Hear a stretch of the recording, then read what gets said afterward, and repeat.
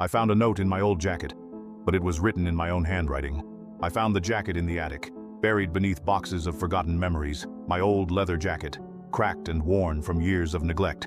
I hadn't worn it in ages. The last time I remembered it, I was 22, excited to head off to college, with life spread out before me like an open road. But I hadn't seen it since then. It had been years. As I pulled it from the box, something fell from the pocket. A folded piece of paper. At first I thought it was just an old receipt, maybe a note from a friend, something from back when I was still in school. But when I opened it, my heart stopped. It was a note written in my own handwriting. The note read, "You can't leave. You can't run. He's already waiting for you." I stood frozen, staring at the words, my mind racing. I didn't remember writing it. I didn't remember any of it. The handwriting was unmistakably mine, but the message, it didn't make sense. I turned the note over. Another message was scrawled on the back. "Look behind you." My stomach dropped. I froze, heart hammering. My gaze shifted around the attic. Dusty old furniture, boxes, and forgotten trinkets. Nothing seemed out of place, but the words, they wouldn't leave my mind.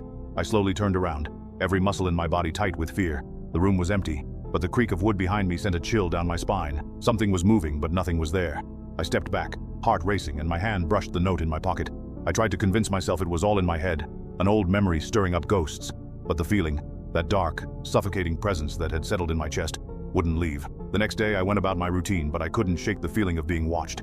Every sound felt amplified, the air heavy.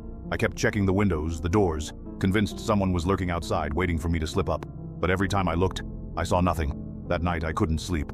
The darkness pressed in, suffocating, and I lay there wide-eyed, listening for any sound that would tell me it was all a bad dream. Then at 2 a.m. I heard it again. "Come to me." The voice, soft, coaxing, came from the hallway outside my bedroom door. It wasn't my voice or anyone I knew. It was deep, guttural, as if someone, or something, was trying to mimic me. I froze, my breath caught in my throat. I lay still, praying it was a trick of the wind or a nightmare slipping into reality. But then the footsteps began, slow and deliberate, coming closer. Follow for part 2.